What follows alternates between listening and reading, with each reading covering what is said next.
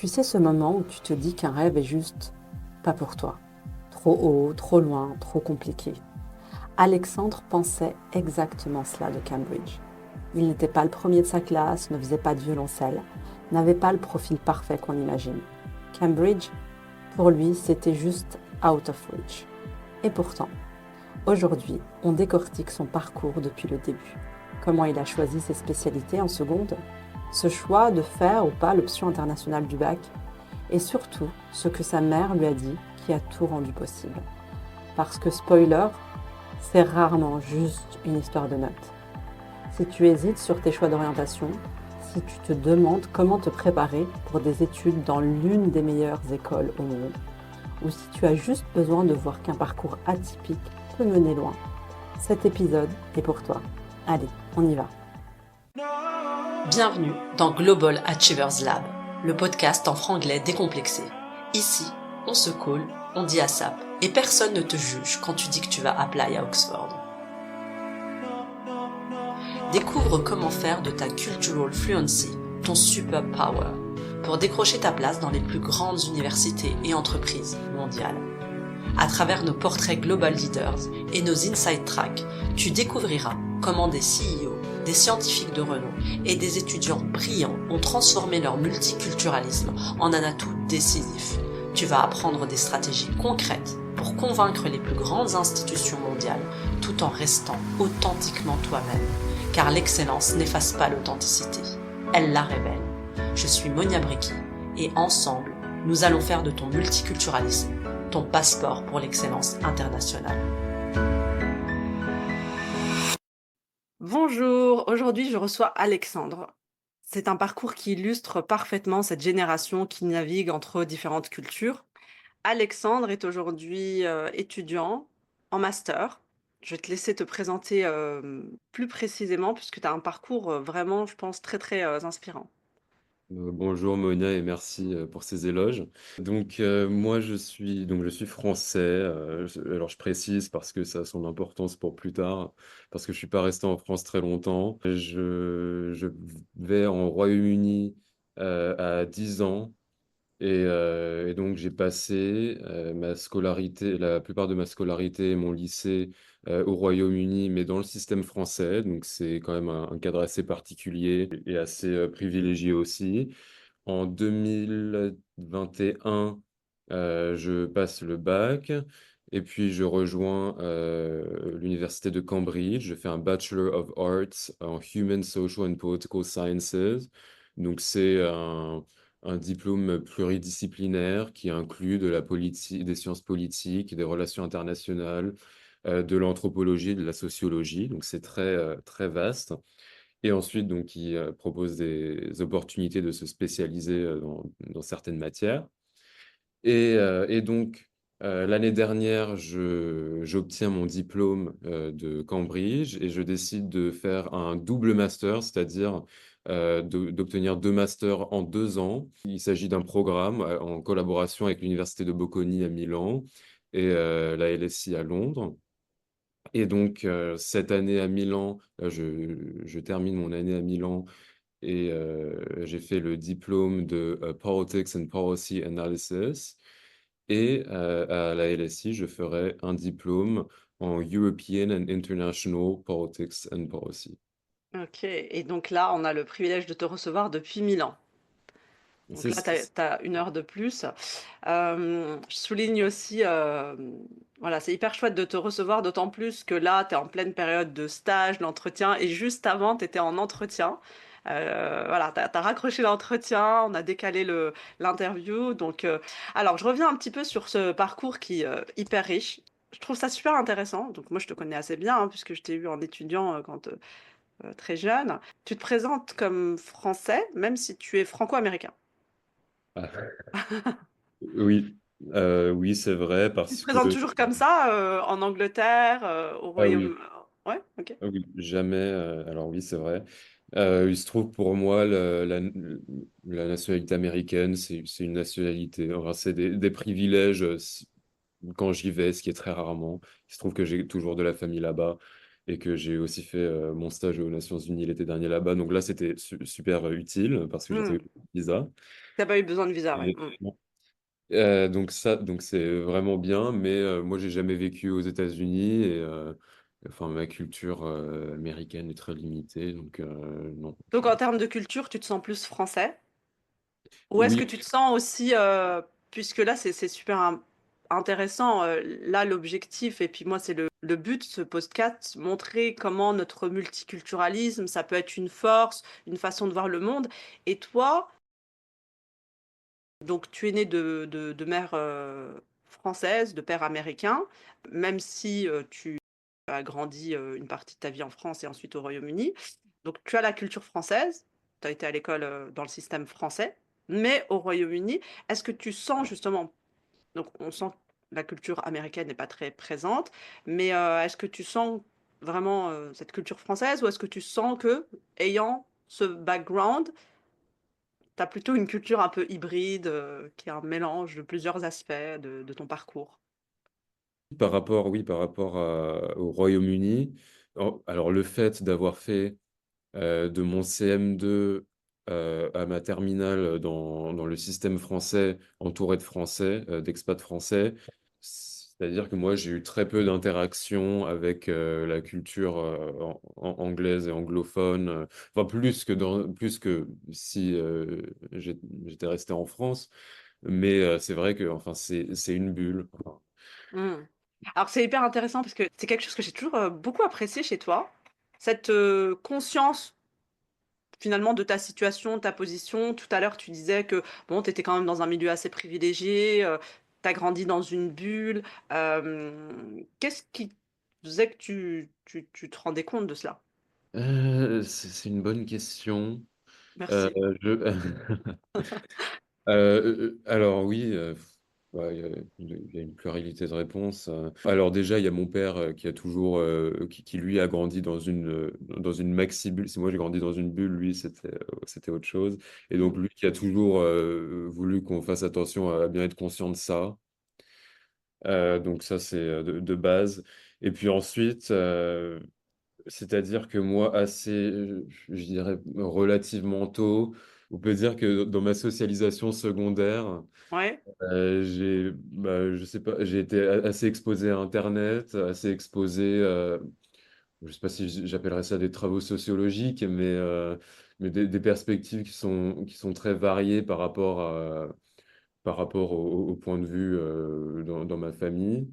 Ça m'a permis oui, non, je pense que ça m'a permis de développer une conscience là-dessus assez rapidement. Enfin, de dire aux gens, bah oui, bah, faut être conscient de votre position, etc. On dit c'est démagogue ou je sais pas, mais bon, enfin, non, enfin, c'est de la logique, quoi. Surtout Mmh. que si je me spécialise dans la politique publique, c'est assez évident qu'il faut avoir une compréhension des différentes classes sociales, etc. La Mais je pense structure que- sociale, oui, mais justement, et alors moi, à mon sens, hein, et puis je veux pas, pas avoir, je veux pas biaiser l'entretien, puisque c'est vrai que bon, je te connais, et dans les échanges, moi j'ai senti très tôt quand même cette conscience de ta position, d'où tu parles, conscience aussi de la structure sociale, des différents systèmes, des inégalités, hein, dans la société, des différents rapports sociaux. Et j'ai senti un intérêt très tôt de ta part sur ces questions. Et je pense que c'est ces deux éléments certainement qui t'ont conduit à développer un intérêt pour, d'abord à Cambridge, et on pourra en parler ensuite, pour, étudier HSPS, et ensuite pour les politiques, publiques, et puis, les politiques de développement. Donc, je pense que c'est pas éloigné, mais bon là, c'est une petite a analyse que je fais comme ça. Quand tu dis que c'est logique, oui, bah, je pense que tout le monde n'a pas forcément cette logique. C'est intéressant en tout cas. Alors, pas tout le monde, enfin, moi, c'est logique, oui, mais ça veut pas dire que tout le monde Exactement. observe. Ouais, ouais, ouais, tout à fait. Donc tu as grandi dans le système, enfin tu as grandi, tu as évolué, tu as été scolarisé dans le système, français. Tu es arrivé à 10 ans. Tu te souviens de cette, arrivée, au Royaume-Uni? Est-ce que ça a été simple pour toi, le fait d'aller à l'école dans le système français finalement? Ou est-ce que quand même la transition, elle a été, un peu complexe? La transition, c'était un peu dur de certaines manières et bon, ça relève aussi un peu du perso. Je dirais que dans la transition, peut-être au niveau culturel, ça on peut en parler. C'est-à-dire que c'est quand même un changement. C'est-à-dire que depuis mes 3 ans, j'étais à Paris. Du coup, je suis resté peut-être 5 ans. Ouais, je suis resté 5 ans dans le même lycée. Et donc, c'est vrai que, enfin, dans le même lycée, dans la même école primaire plutôt. Et c'est vrai que oui, de toute façon, ça, c'est un changement, mais je pense que tout le monde qui déménage Hmm. enfin, a ce souci-là. Mais en fait, ce qui est aussi intéressant, c'est que moi, donc, oui, je suis parti de mon école à Paris, mais en fait, être dans des écoles d'expat, c'est aussi faire beaucoup de rencontres. Moi, du coup, en fait, après avoir déménagé à Londres, j'étais dans une situation assez stable. On n'a pas beaucoup bougé. Hmm. Je suis Hmm. resté au collège, À la puis au collège. différence de, ouais, à la différence de beaucoup de tes camarades, je suppose. Voilà. Donc, c'est-à-dire, c'est quand même se faire des amis chaque année qui partent l'année suivante. Ça, c'est pas simple. Après, bon, problème, bon, tout est relatif. Mais oui, je pense que ça, c'est un truc que j'ai observé. C'est Puis, vrai, ça c'est intéressant. Enfin, on ouais. peut en parler 2 secondes. C'est quelque chose que j'ai observé aussi dans le système international. Les expatriés changent, bah, par définition, en fait, hein, les parents vont de mission en mission. Et même si parfois ils restent 5 ans, 7 ans à un endroit, souvent ils sont amenés quand même à. Il n'est pas rare de trouver un enfant. Là, j'ai un de mes étudiants voilà, il a fait l'Afrique, l'Asie, l'Amérique du Nord, l'Amérique du Sud je pense qu'il a dû les faire en 6 ans ou 7 ans, quoi. Et vous êtes exposé du coup à finalement des personnes qui viennent de différents endroits, qui ont fait des écoles un peu partout dans le monde. Ça donne un mixte assez intéressant. Mais aussi, effectivement, vous êtes exposé à ces changements. Donc des amis qui partent, d'autres qui arrivent. Et finalement, très tôt, j'ai l'impression que la logique de frontière, elle a une définition différente pour vous. Enfin, pour vous, pour les enfants qui sont dans ce système-là. Ça vous semble plus simple, enfin, contrairement à, enfin, moi j'ai grandi en France, dans les Vosges. Pour moi, juste aller sortir des Vosges au départ, c'était c'était déjà un pas. Alors que là, j'ai l'impression que voilà, on pense à Paris, l'Italie, l'Espagne. Bon, bah, c'est un peu c'est dans la même logique, quoi. Ouais, c'est très intéressant.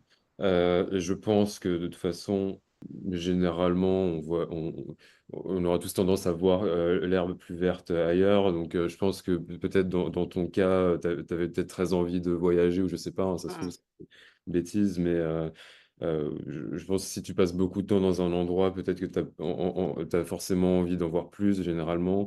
Et en fait, et de l'autre côté, je pense que c'est l'expérience de beaucoup d'expats.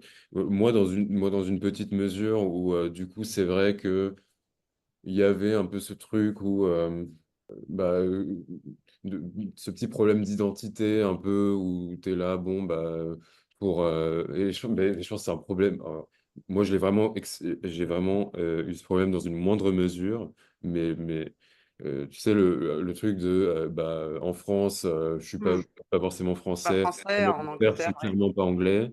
Mm. Donc, il y a ce petit truc-là qui est intéressant.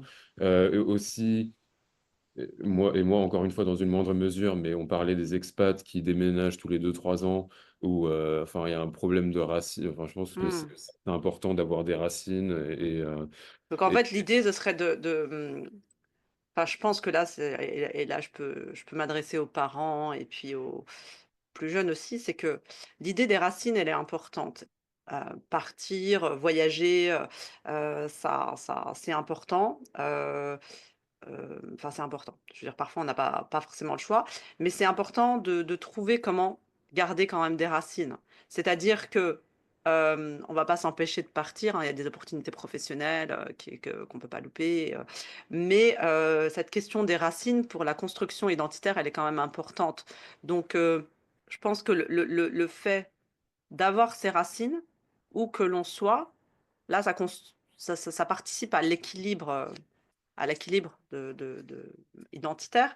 Et par rapport à ces racines, toi, comment tu penses que tu as construit ces racines en étant finalement à des milliers de kilomètres de la France? Oui, bah, Ça venait de quoi? bah, en fait, euh, mon père, qui lui est jamais parti de la Touraine, du coup, moi, je le voyais assez régulièrement. Et donc, en fait, c'était ça un peu mon pilier. Et puis, en fait, j'ai vécu en Touraine 3 ans, mais je sais Ouais. pas, je suis hyper. Enfin, j'adore cette région. Mais bon. Mm. Enfin, je pense, C'est intéressant. c'est pas très objectif, mais du Ouais, coup. non, non, mais c'est hyper intéressant parce que cette région, elle a une signification particulière pour toi parce que pour toi, c'est tes racines en fait. C'est hyper intéressant parce que ce que je te disais tout à l'heure, un peu, on se moque souvent des Vosges, c'était la campagne et tout, entre jeunes, nous avant, on se disait ça, voilà, on va partir de cette campagne, etc. Mais maintenant, aujourd'hui, quand je pense à mes racines, c'est vrai que je pense aux Vosges. Et le fait d'avoir ces racines-là, même si je suis là entre plusieurs pays, et ça reste l'image de mes racines. Donc c'est important d'avoir cette construction et ce récit autour de cette construction aussi. Le fait, je pense, pour les parents, d'entretenir en fait euh, voilà, ce récit autour de cette région d'origine. Qu'est-ce qui la caractérise, quelles sont ses coutumes, ses traditions. Euh, Peut-être, et peut-être, mais aussi, c'est peut-être pas, peut-être que pas tout le monde en a besoin. Enfin, moi, je hum, pense que ça dépend des individualités. Moi, c'était important pour moi, et puis, mais il y a hum, peut-être des gens qui, justement, ou alors, il y a des gens, et ça, je pense, je l'ai observé chez ma sœur, qui, elle se voyait comme une internationale. Et je pense qu'il y a des hum. gens qui se forment leur personnalité, Ouais. plus sur ça. C'est ça, ouais, c'est vrai, c'est la question que je te posais tout à l'heure. Comment tu te définis?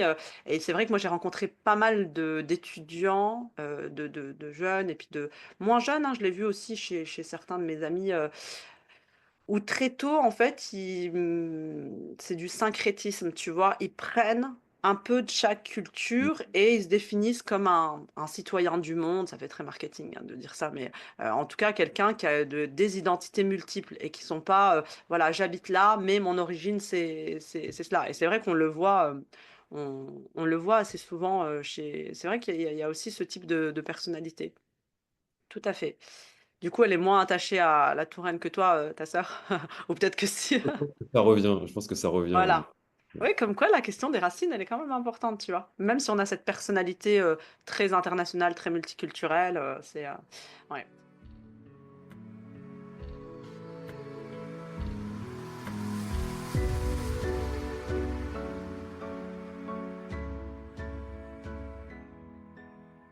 Et donc, du coup, je reviens aux écoles.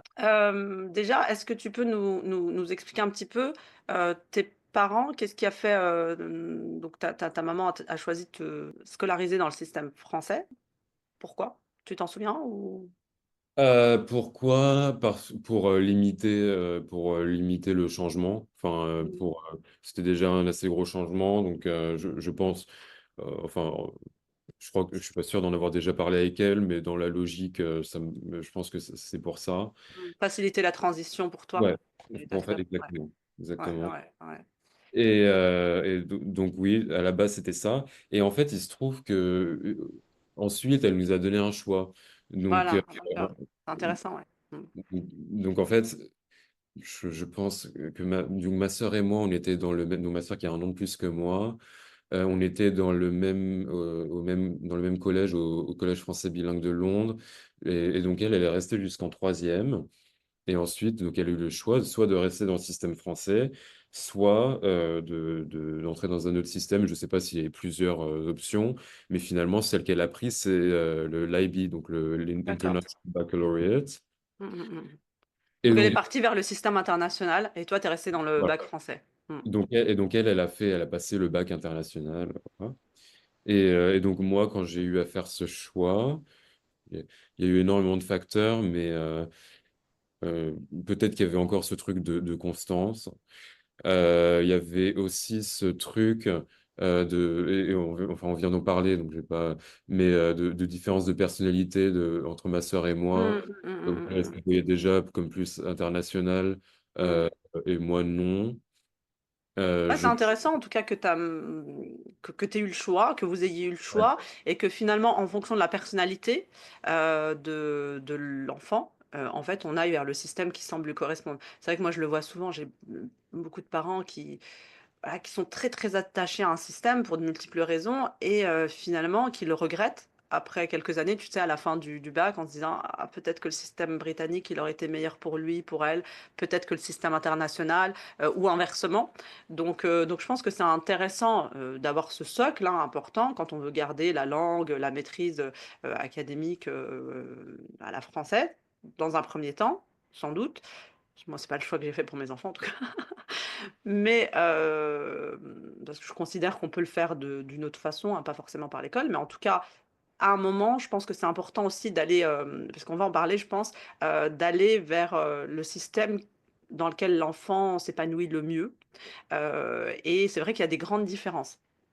Alors justement, par rapport aux différences, on va peut-être aller jusqu'à la fin de ton lycée, et puis expliquer un petit peu, tu t'es orienté vers des choix, en fait, tu as fait des choix pour ton orientation qui étaient hyper sélectifs. Donc raconte-nous un petit peu le lycée pour toi, de façon générale, comment ça s'est passé et à quel moment tu as commencé à penser à ton projet d'orientation. Ouais. Et aussi, j'aimerais bien que tu nous dises aussi au lycée, tu vois, on a cette partie académique forte, voilà. Comment tu as développé ça? Est-ce que tu avais conscience que c'était important et qu'est-ce que tu as fait dans ce sens-là? Et j'aimerais aussi que tu nous parles du côté extra-académique. Qu'as-tu fait au niveau des activités? Rien, beaucoup de choses. Enfin, qu'as-tu fait en dehors de la sphère académique, que ce soit à l'école ou en dehors de l'école? Donc moi j'ai eu énormément de chance que ma mère soit sur mes côtes à ce sujet. Mhm. Les Euh, mamans sont souvent investies, c'est souvent les mamans qui sont très... ouais. donc, ouais. Mais je pense que pas tout le monde a cette chance, donc c'est aussi pour ça, je pense, le but de ce genre Du de podcast, podcast, c'est c'est pour exactement ça, tout ceux, à fait. pour Merci de ceux le qui n'ont pas souligner. cette chance-là, et donc pour avoir des tips, moi j'ai eu énormément de chance. Et donc du coup, alors quand est-ce que j'ai pensé... Bon, alors faut pas croire que moi, j'avais pas une idée de ce que je voulais étudier, j'avais pas de rêve, ça- enfin j'avais pas de rêve de carrière. Hmm, J'avais pas, je savais ce qui m'intéressait, mais je savais pas forcément ce que je voulais faire parce que je suis intéressé par plein de trucs. hmm. Voilà. Et donc, du coup, voilà. Donc, alors, je pense que le premier, ouais, je pense en fin de troisième, ouais, fin de troisième, c'est un peu quand tous ces trucs-là ont commencé à venir. En fin de troisième, j'ai fait alors, je savais déjà que j'étais intéressé dans la politique internationale. Et donc, en fin de 23e déjà. Ok.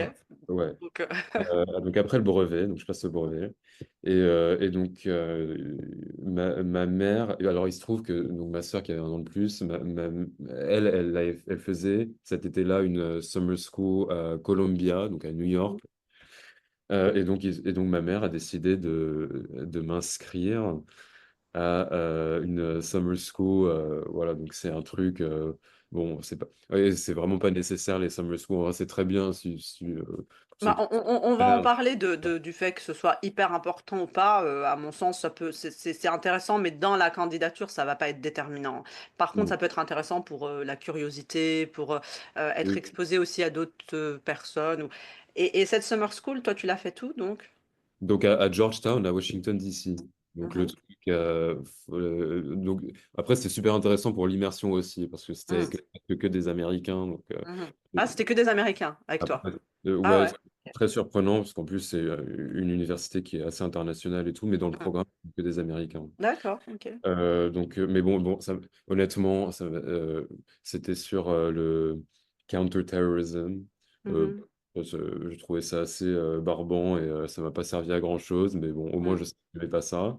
Mhm. Euh, enfin bon, je pense que j'étais un peu jeune. Je sais pas si c'est Mhm. nécessaire. Ouais, troisième, là, c'est un peu compliqué de. Moi, Ouais. je savais pas, ouais, je savais pas dans quoi je voulais m'orienter, donc je sais pas si c'est Et nécessaire. tes camarades, ils avaient ton âge? Ils étaient un peu plus âgés?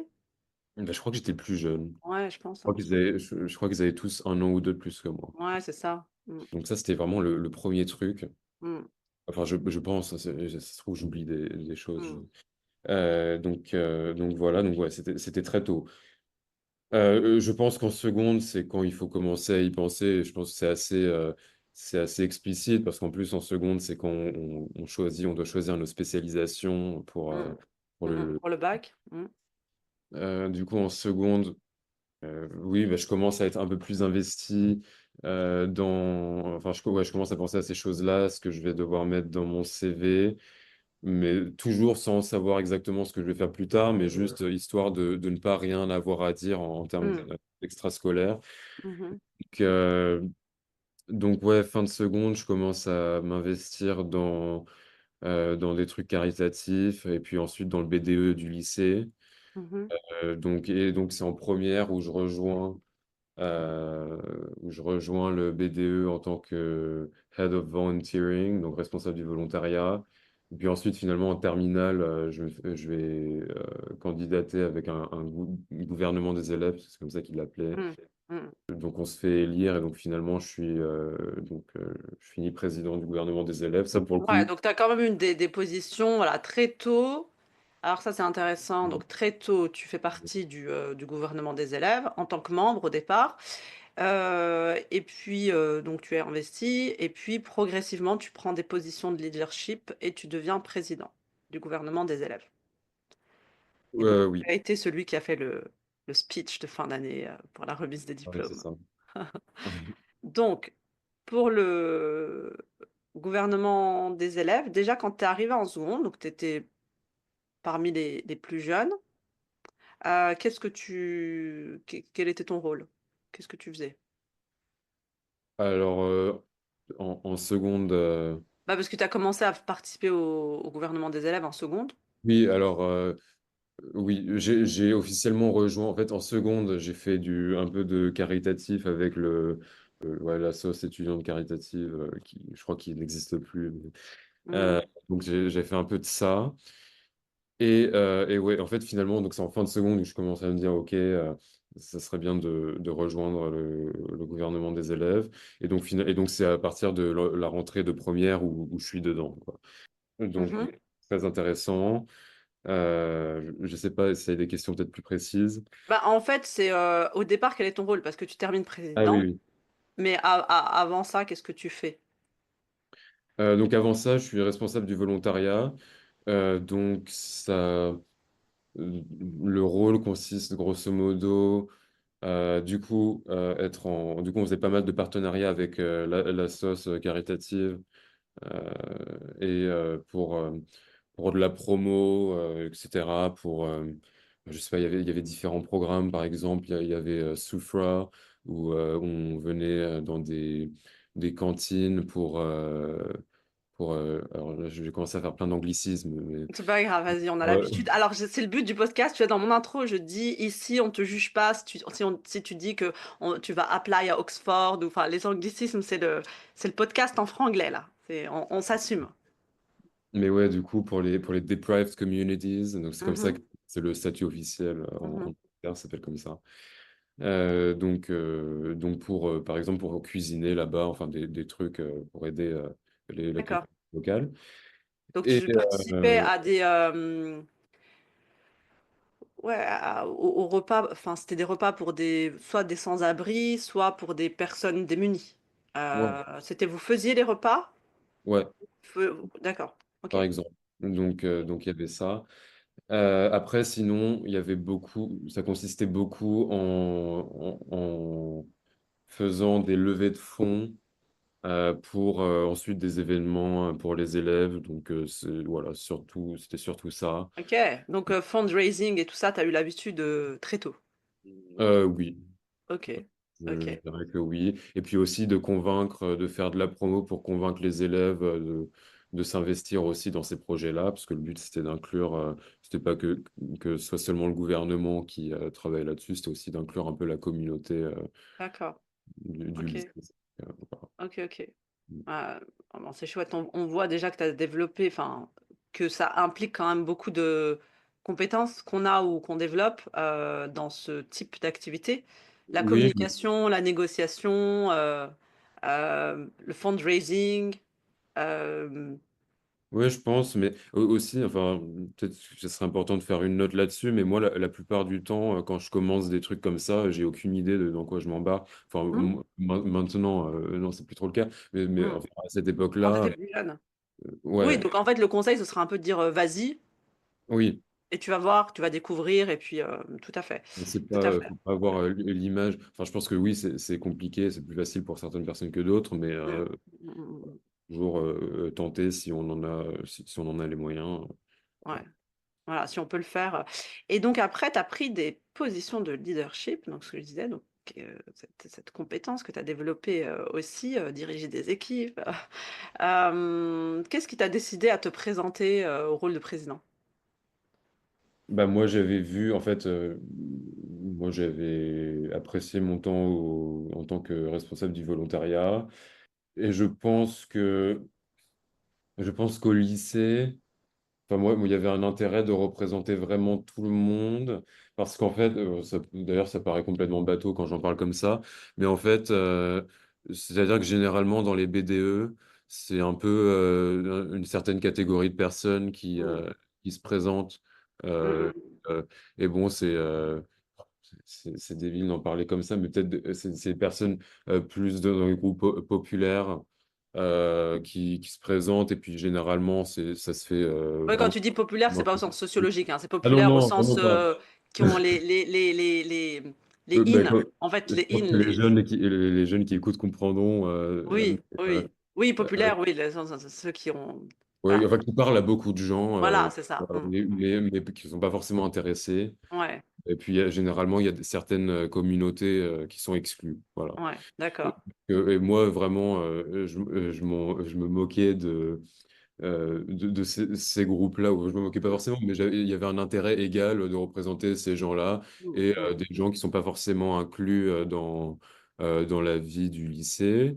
Mmh. Et moi, mon groupe d'amis était vraiment pas intéressé par la vie du lycée. Et puis donc, je me suis dit, bah, il n'y a pas de raison qu'il y ait des gens qui soient plus intéressés ou moins intéressés. Faudrait Mmh. essayer de faire Pour en sorte. inclure en fait, tu as Voilà. essayé d'inclure en fait, tu as essayé de défendre en tout cas les intérêts de l'ensemble de la communauté.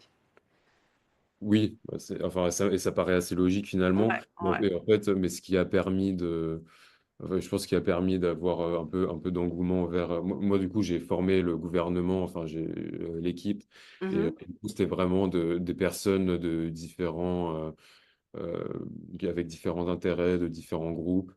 Et, Mmh. et donc, et enfin, c'est pour ça qu'on a eu plein de voix aussi, quoi. Enfin, Ouais, c'est bien, tu as bien compris ces principes un vrai. de la politique ou même ce que beaucoup d'entreprises remarquent là, c'est que des groupes, divers et mixtes sont finalement beaucoup plus efficaces parce que plus représentatifs que des groupes, où on fonctionne en vase clos. Donc heu, donc chapeau pour, l'avoir, noté.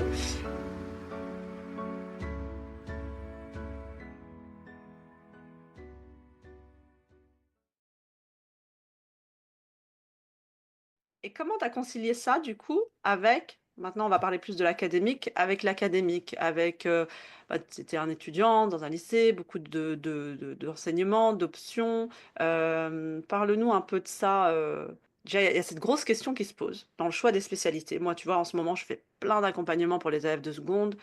Et j'ai la grosse panique. Quelle spécialité? Est-ce que si j'abandonne cette spécialité, est-ce que je vais être pénalisée? Est-ce que je dois faire le BFI? Donc, ton époque, c'était l'OIB ou pas l'OIB? Est-ce que tu as traversé ces questionnements ou pour toi, c'était sûr ce que tu voulais faire?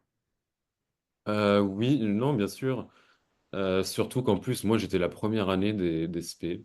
Et donc, Oui, c'est vrai. enfin, c'est-à-dire en seconde, on ne nous a même pas préparé. Enfin, ils avaient pas les programmes. Donc, Ouais, ouais, ouais, ouais. c'était pas forcément Et, simple. et donc, je précise, hein, pour ceux qui ne connaissaient pas le système d'avant ou ceux qui ne connaissent pas le système d'aujourd'hui, avant la réforme du bac, et donc dont tu as été la première génération, on était dans un bac par filière, avec le bac, les filières générales et les filières technologiques. Donc pour les filières technologiques, hein, on a les sciences de gestion,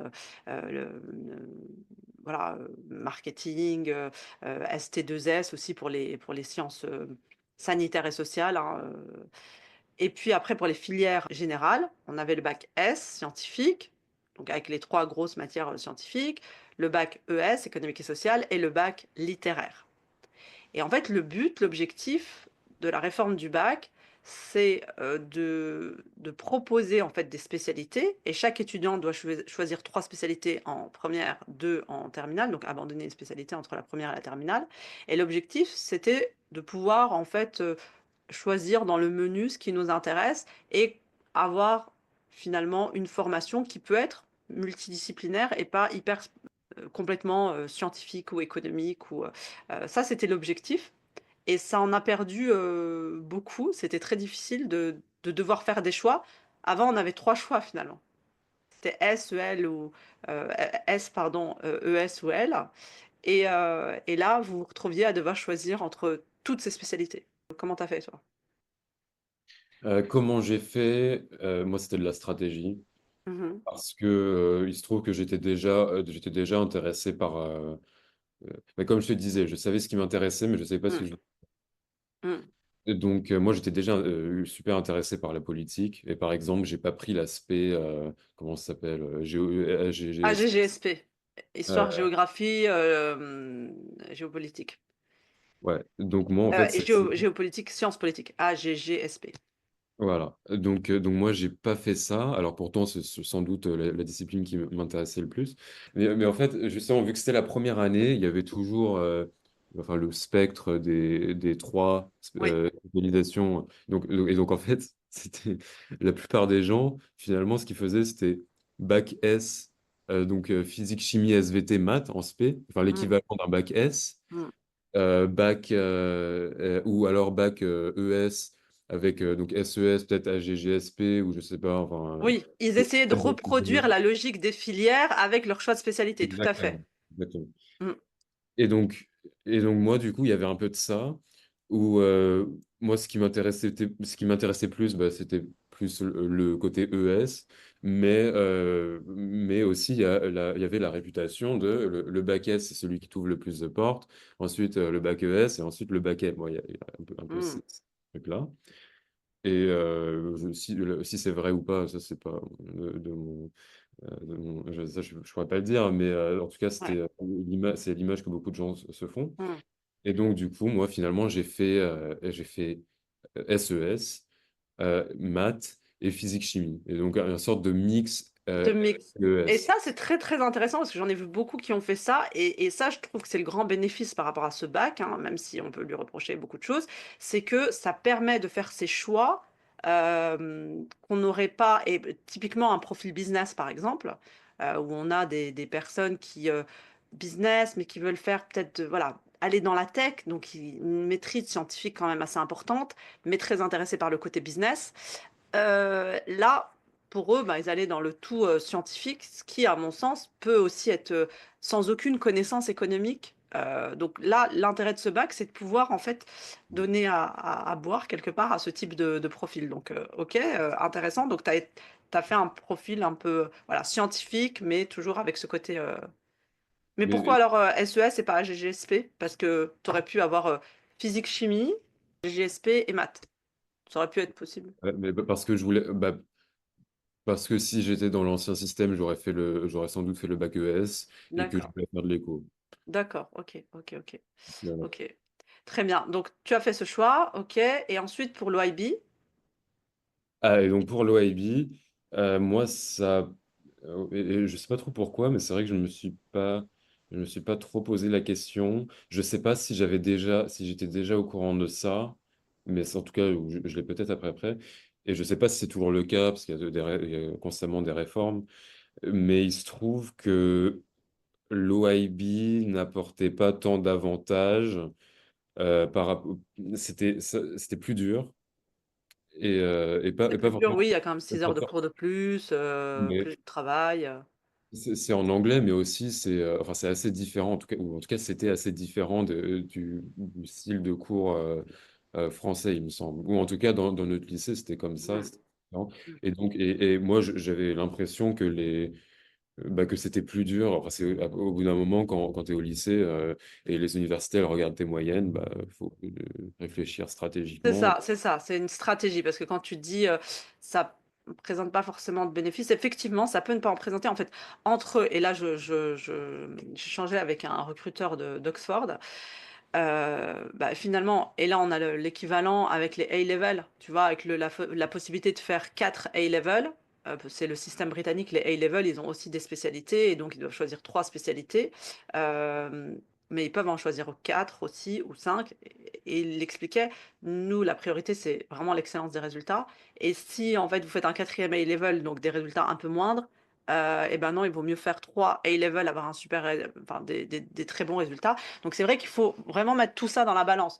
Ok, je fais le BFI, le IB, enfin le IB avant ou le BFI maintenant, ça va montrer des capacités de travail, ça va m'apprendre des choses, certes, mais en même temps, bah, il faut faire le calcul coût-bénéfice, quoi, ce que ça peut apporter. Et je pense que la réponse, elle peut être différente aussi selon les filières. Selon les filières, ça peut être différent. Et dans certaines filières, on attend, et c'est spécifiquement, et moi j'ai déjà fait partie de jury d'admission pour certaines écoles où c'est spécifiquement indiqué dans les critères, on attend en fait une ouverture culturelle internationale qui doit se voir en fait dans le choix en fait des enseignements, et donc ça peut passer par ça. Donc ok. Et donc tu as choisi de ne pas faire le BFI, enfin l'OLB à l'époque. Ensuite, donc, tu fais ta première, ta terminale, ça va, ça se passe bien? Ça se passe bien. Honnêtement, j'ai essayé de réfléchir à quelle moyenne j'avais, je m'en rappelle plus. Hmm. Euh, mais non, ça se passe quand même très bien. Et à Je- ce moment-là, donc, tu as déjà ce rêve de Cambridge. Non, du tout. Du tout.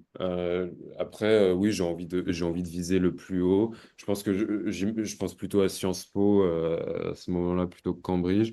Pour moi, Cambridge, c'était complètement out of reach. Parce que, je sais pas, j'avais cette impression qu'il fallait être préparé enfin, dès que tu as 5 ans et que tu fasses, je sais pas, que tu fasses du violoncelle ou un truc. Hmm. Enfin, tu sais, et je pense que c'est l'image que beaucoup de gens se font, et peut-être plus, enfin, et pour certains, et alors pour certains cours, c'est vrai. Hmm. Euh, voilà. Mais je pense particulièrement à Oxford PPE, Hmm. comme ça. Mais oui, du coup, non, pour moi, c'était mort. Et puis, j'étais pas premier de la classe. En fait, je pensais que j'étais pas assez préparé pour ça. Et puis, mais donc, du coup, et je pense que ça, on va en parler aussi. Et en fait, donc moi, comme je disais, ma mère enfin, qui a toujours fait absolument tout ce qu'elle a pu pour que j'ai toutes les chances de mon côté. Éventuellement, parce que j'ai des bonnes notes, mais qui pourraient être meilleures. Et donc, finalement, on prend quelques cours à côté, histoire de développer un peu, aller au-delà du programme. Hmm. Et donc finalement, ça fait aussi ça a aussi fait partie de la stratégie pour développer un peu mes compétences, enfin, comment dire? C'est-à-dire qu'il faut avoir, surtout pour le système anglais, et surtout éventuellement, pour si tu veux faire Oxford ou Cambridge, où il y a des interviews, il faut quand même pouvoir développer des compétences je dirais, il faut développer une culture G quand même. Hmm. Voilà. Hmm. Donc ça ne veut pas dire connaître tout sur tout, mais peut-être développer un peu plus d'expertise sur des sujets particuliers qui nous intéressent. Hmm. Hmm. Hmm. Hmm. Euh, et puis, euh, et puis non, et puis aussi, faut mettre toutes ses chances de son côté. Donc il y avait aussi cet élément-là voilà, si ça peut m'aider à avoir des meilleures notes en cours, bah, voilà. Hmm. Et puis en fait, ça c'est super important. En tout cas, et je parle surtout dans le système anglais, tu pourras peut-être euh, euh, corroborate. Hmm. Euh, En fait, tout, tout le monde utilise tous les outils à leur disposition afin d'atteindre leurs objectifs en termes d'université. Et donc, en fait, la logique, c'est que moi, comme je te disais au début, je suis dans une position privilégiée, je suis dans une bulle. Les universités, elles le savent. Hmm. Et donc, et elles savent aussi que ces personnes-là ont généralement peut-être les moyens d'avoir de l'aide à côté. Et donc, du coup, en fait, il faut partir du principe que tout le monde, ceux qui le font, vont le faire. Et donc, moi, ça m'a un peu, je sais pas si ça se voit, mais ça m'a un peu. Euh, moi, je me suis posé pas mal de questions là-dessus, parce qu'évidemment, pour l'égalité des chances, Hmm. mieux. Mais en fait, les personnes, il y a beaucoup de personnes qui vont pas se poser qui se posent même pas cette question-là. Disons que en Angleterre, ça, je pense que c'est vraiment notre mentalité française. C'est très intéressant que tu en parles, hein, parce que je pense qu'on avait déjà eu ces échanges. Moi, quand je suis arrivée au Royaume-Uni, c'était un fait. C'était une donnée. C'est comme ça, en fait. C'est pas, il n'y a pas de question sur est-ce que c'est bien, est-ce que c'est pas bien, est-ce qu'on est en train de euh, euh, changer les règles du jeu, est-ce qu'on est... Non, c'est un fait. C'est comme ça. Et quel que soit le milieu d'ailleurs, hein, même dans des écoles hyper qui reçoivent un public très populaire. euh, une partie notable des parents, dès la primaire ici, a un système d'accompagnement. Et donc ça, effectivement, là, c'est un fait, c'est comme ça. Donc on le sait, c'est comme ça fait partie en fait du développement, c'est-à-dire qu'on a les cours, et puis qu'en parallèle, on a un certain nombre de, de programmes en parallèle des cours. Et c'est vrai que bah, moi, ça m'a surprise. Et quand j'ai développé mes programmes, c'est vrai que je me suis posé la question, comment le faire, pour qui? Bon, j'ai trouvé un peu une solution hybride. Mais ici, effectivement, dans les universités, les grandes universités, voilà, ils ont conscience que ça se passe comme ça. Ils prennent acte du fait que il y a ce qui est fait à l'école et puis après tout ce qui est fait en parallèle de l'école. Et puis, en fait, il se trouve que la barrière, je pense que la barrière entre le lycée et l'université, c'est la barrière en tout cas, j'ai l'impression que pour l'instant, que j'ai que 22 ans, mais je pense que c'est la barrière la plus haute à franchir. Mm, En fait, c'est tellement déterminant. L'université où tu vas faire ta licence ou ton bachelor, c'est tellement déterminant. Et il y a tellement de compétition au lycée mm. que voilà. Donc académiquement, donc tu t'es préparé, tu avais cette idée d'intégrer Sciences Po qui t'intéressait beaucoup, Cambridge, pour toi c'était out of reach, mais finalement ta maman qui t'accompagnait, elle s'est dit, ben, si tu veux y aller, quoi, il faut... Enfin, si tu veux tenter, on va avoir le... En fait, dans la famille, en fait, je crois que mais je sais pas si c'est un truc, et d'ailleurs peut-être que les Français qui écoutent, je sais pas quelle perspective ils ont de ces universités-là, mais enfin nous dans la famille c'était impossible. Donc Hmm, voilà. Et en fait moi c'est ma copine qui avait aussi candidaté et qui m'a dit bah enfin il y a pas de raison pour laquelle tu pourrais pas le faire. C'est intéressant que tu dis ça, puisque tu es quand même dans une famille qui est plutôt voilà, très qualifiée, instruite, etc. Et même pour eux, donc ils se disaient que Cambridge, c'était impossible. Et c'est intéressant parce que finalement, le fait euh, cette socialisation secondaire dont tu parles, les amis, les autres instances en fait auxquelles tu es exposé, en fait, c'est par en fait ton entourage que tu t'es dit ah peut-être que ça peut être possible. Ouais. Et complètement. Et aussi, faut dire que dans ce lycée, on avait aussi un service carrière qui, je trouve, qui était assez bon. Enfin, moi, en tout cas, je m'estime assez chanceux. Donc oui, complètement. Après, voilà. Donc une fois que l'idée a germé, où là, ma mère, elle a dit, OK, mais par contre, on va mettre toutes les chances de ton côté, parce que Mm, mm, voilà. mm, mm, mm. Euh, Et donc là, comment tu as travaillé alors pour postuler pour Cambridge? Donc il faut faut faire quand même des travaux complémentaires, montrer qu'on a travaillé en parallèle, qu'on a poussé la connaissance euh, de certains travaux, de certains auteurs, de certaines disciplines. Comment tu t'y es pris? alors moi, donc peut-être que certains seront plus optimistes à l'idée d'entendre ça, mais moi, j'étais pas un grand lecteur du tout. Hmm. Donc, moi, en fait, Ah, j'ai- j'aime bien relativiser quand même dans ces cas-là, parce que enfin, c'est selon ton point de vue que t'es pas un grand lecteur. alors, non, mais Attends, moi vraiment, qui compare à la moyenne des élèves, tu es quand même en moyenne plus que les élèves de première. bon, on va dire que j'étais peut-être dans la moyenne. Honnêtement, je lisais vraiment pas beaucoup. Du coup, j'étais pas un grand lecteur. Mmh. Euh, mais il se trouve que en tout cas, surtout pour les candidatures aux universités anglaises, c'est important de bien connaître quelques bouquins. Et donc, du coup, je me suis renseigné ouais, sur des thèmes qui m'intéressaient et de lire des travaux d'économistes. Et donc, par exemple, dans mon personal statement, j'avais parlé de Capital et idéologie de Thomas Piketty.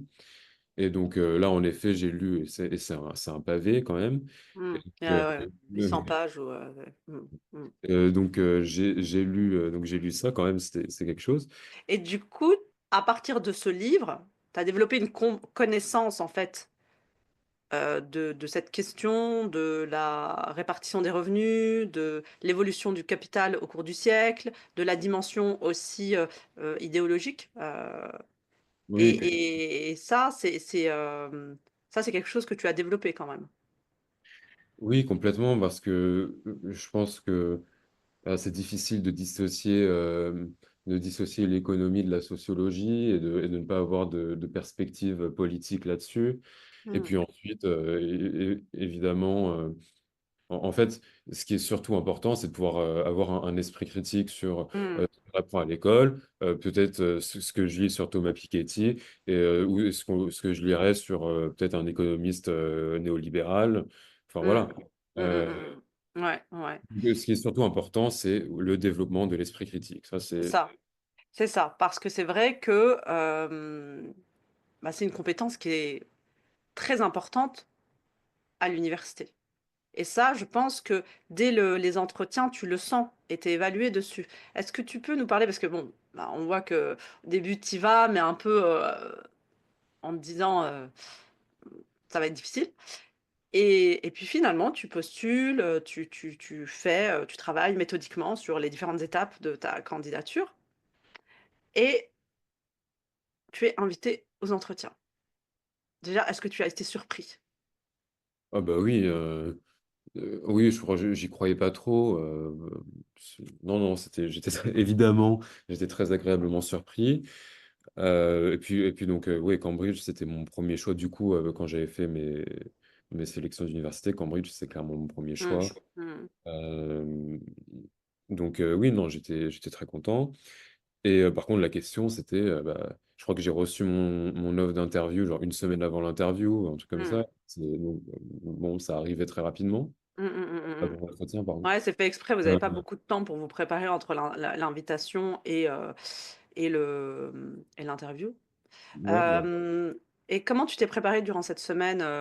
Tu as relu ou tu as plutôt essayé de te libérer l'esprit, non, je ne me suis pas libéré l'esprit du tout.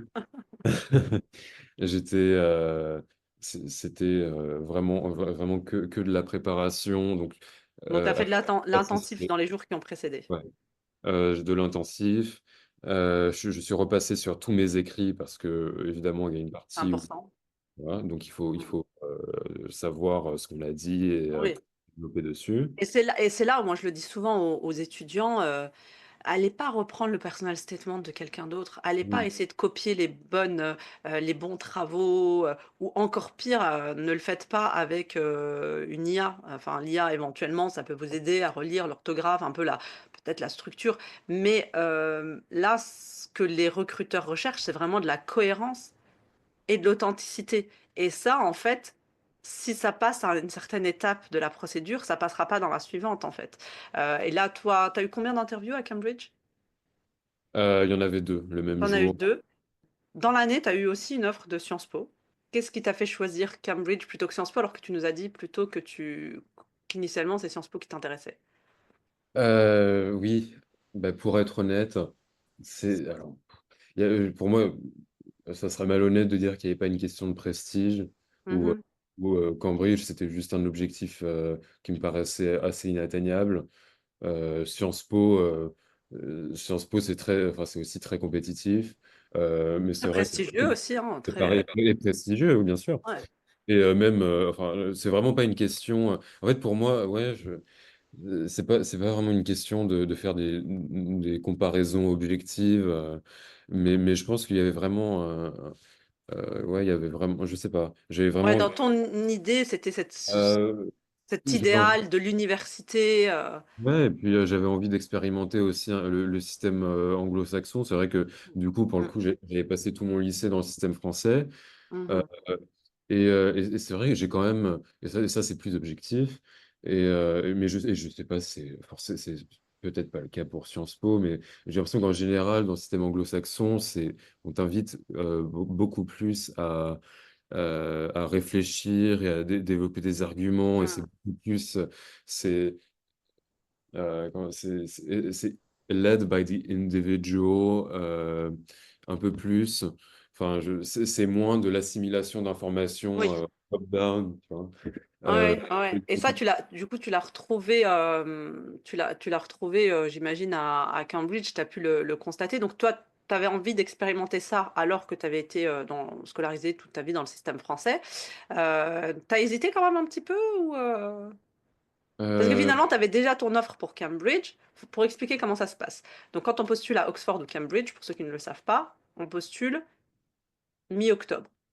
C'est une early application. Et donc, toi, tu as reçu enfin, tu as fait tes interviews, etc. C'était quand? moi, j'ai fait mes entretiens pour Cambridge en début Début décembre, décembre. fin janvier. Et tu as eu la réponse fin janvier. D'accord. Donc, tu avais déjà une réponse de Cambridge qui t'avait fixé quoi comme condition? Parce que ce qu'il faut savoir aussi ici, c'est que majoritairement, les offres sont des offres conditionnelles. Donc, on demande à l'étudiant, voilà, on vous offre une place à condition que vous ayez telle et telle note dans vos spécialités et en moyenne générale. Et toi, on t'avait fixé quoi? Alors, donc, moi, on m'avait fixé 16 de moyenne générale. C'est Mhm. ça la condition, honnêtement, la condition la plus basse. Il me semble que Cambridge, il ne demande pas en dessous de 16. Mm, Il demande en mm. dessous de 16. Et puis, pour certains cours, c'est plus élevé. Donc, Ouais, moi, c'était 16 de moyenne générale et 17 dans un paquet de matières. ouais. Donc, mais vraiment, je crois qu'il y avait maths, SES, Les histoire spécialités? géo, Ouais. euh, espagnol, chinois. Ah oui, on t'a donné aussi, parce que c'est vrai que majoritairement, c'est uniquement les spécialités, mais toi, on t'a demandé explicitement dans les matières. Oui, alors par contre, je crois que, pardon, c'était 17 de moyenne générale et 16 dans plein de matières. Voilà. Ah, ok, d'accord, très bien. Donc, tu avais déjà l'offre de Cambridge, donc il y avait cette condition, évidemment. Et puis, enfin, tu fais ta candidature à Sciences Po et tu es retenu pour les oraux, ce qui est déjà une excellente nouvelle. Euh, Tu te prépares quand même parce que Cambridge, c'est une offre conditionnelle et à ce moment-là, peut-être tu hésites encore. Tu avais plus envie d'aller vers Cambridge, mais est-ce qu'à un moment, tu as quand même hésité, une fois que les deux offres devenaient concrètes? C'est la fin de cette première partie. On se retrouve dans une semaine pour la partie 2, dans laquelle Alexandre nous emmènera avec lui à Cambridge. Si cette conversation résonne avec toi, partage cet épisode, active la cloche et laisse un avis 5 étoiles. Et si tu veux transformer cette richesse en avantages concrets, que tu construises ton parcours ou que tu recrutes ces profils, retrouve Skills Up. Le lien est en description.